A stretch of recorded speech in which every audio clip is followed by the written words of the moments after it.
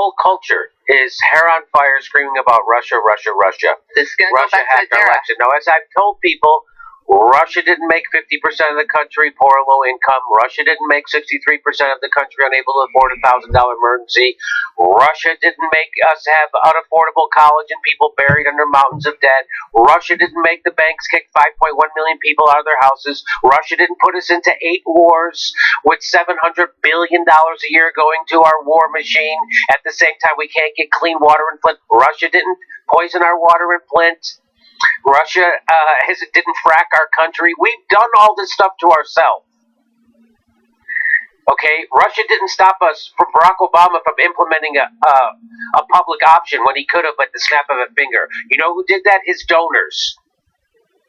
Russia didn't stop us from having a public option. Barack Obama did. We do the worst stuff to ourselves. And so that's why everybody running around screaming about Russia at the best is a distraction. At its worst, it's wrecking us and getting us ready for 4 more years of Trump and right-wing governments.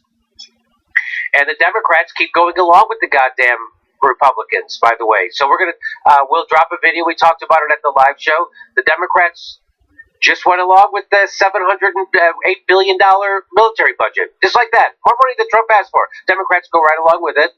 They run along with the bank deregulation. They're going to vote for the Supreme Court fix. And all they're talking about is Russia. Russia, Russia, Russia. He's a Russian. I mean, you saw Rachel Maddow. You've seen her show. You've seen everything. You've seen journalists refer to sitting senators as traitors because they have a different view of Russiagate. People have lost their minds over this, pretending that Russia had anything to do. In their own indictments, Rosenstein will say, and Mueller will say, this had no effect on the election. And guess what? Gallup just did a poll. And you want to know all this nonstop Russia baiting has done? You know what it's done to the American people? Well, it turns out less than 1% believe Russia is a problem.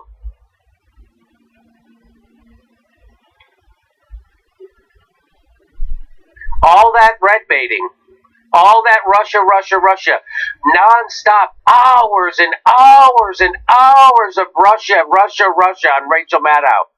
And on every show.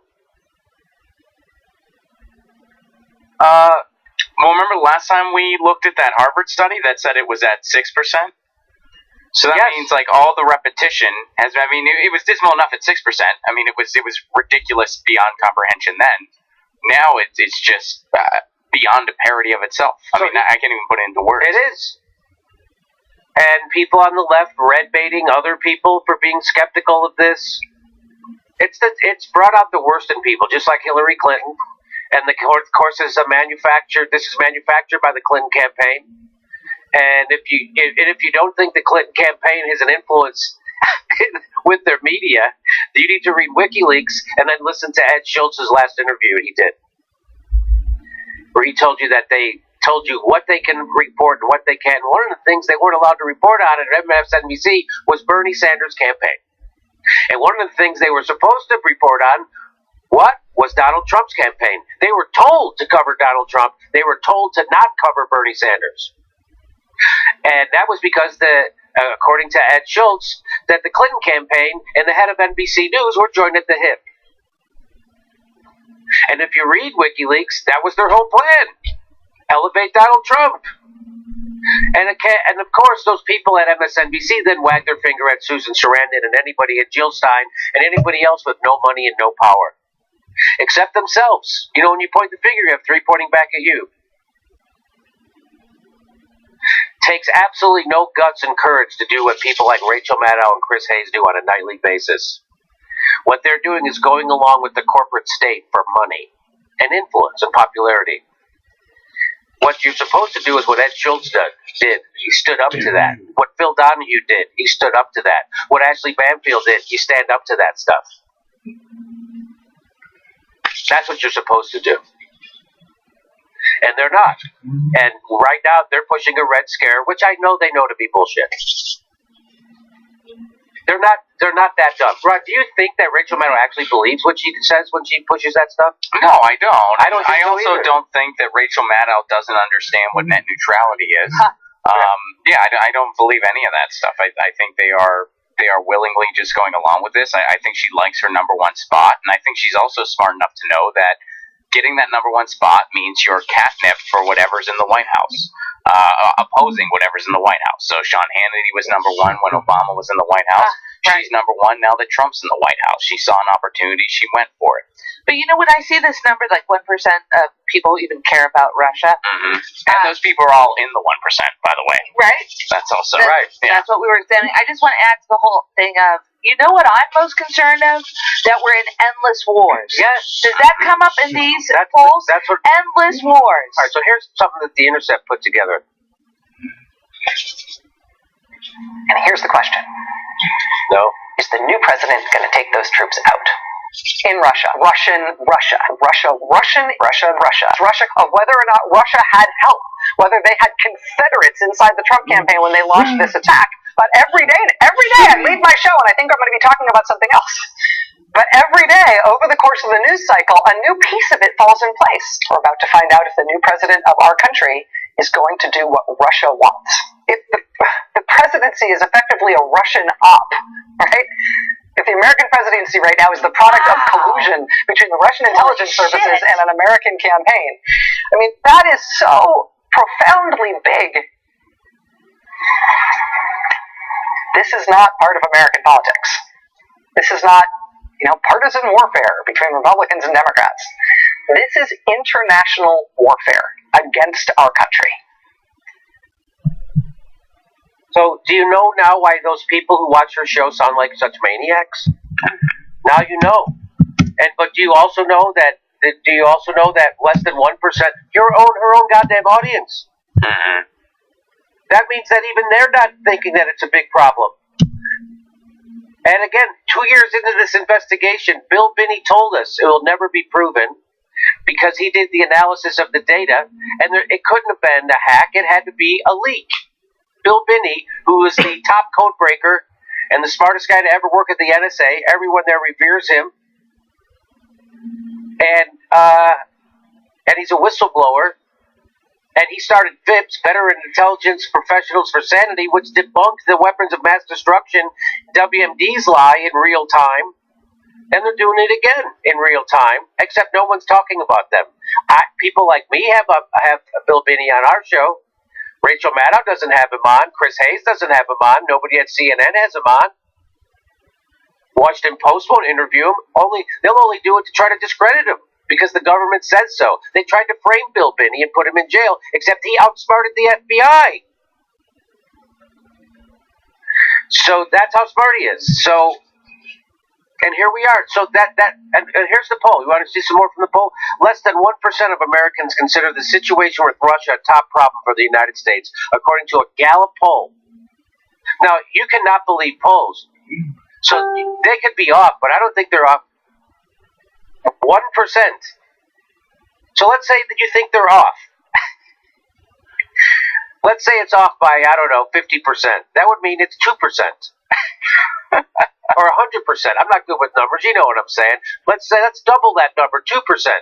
Let's quadruple that. Go to 4%. Let's say they're off by quadruple. Let's say they're off by 10 times, and it's just 10%. Still an infinitesimal small percentage of Americans. More Americans believe in UFOs going to come take us to another planet. And you know what I wish they did in this in particular? I wish they did that Harvard thing that we covered, I think it was about a year ago at this point, but that said the 6%. They also did another subsequent thing where they measured how much the corporate media talked about it on average, and Russia was at like 75 or something like that. I wish that would be in here, because I have a feeling that number is higher than 75 right now. I'm about to take a guess. I bet.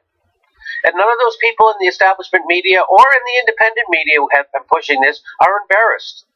In fact, Kyle Kalinske told me he saw a show that pushes Russiagate actually used this poll to validate their Russiagate shit. Really? I don't know how you do that. I haven't seen the video. He told me. 1% care, so more people need to know about it. We haven't talked about it enough. So here, the number of Americans who consider Russia to be the biggest problem facing has not surpassed 1% in any of the past 7 months. Isn't that unbelievable, kind of? A little bit, just because of how heavily it's amplified everywhere. It's mind-blowing, this poll. While major news outlets have relentlessly pushed the Russian interference narrative for nearly 2 years, Americans remain overwhelmingly more concerned about domestic issues, with concerns about immigration and the government topping the list of the biggest problems. Stories surrounding the allegation that Trump campaign associates colluded with Russia have saturated media coverage since the president was elected. To date, no evidence or indictments sustaining that allegations have surfaced. If you need any more evidence that what MSNBC is doing is not news, and what CNN is doing is not news, and is in fact just PR agencies, I mean, what more do you need? What more do you need? 1% of viewers care about what you're basing your entire programming around. 1%. The lack of proof and the negligible concern from Americans on the Russia issue may be contributing to President Donald Trump's resilience in presidential approval polls. So just like we said,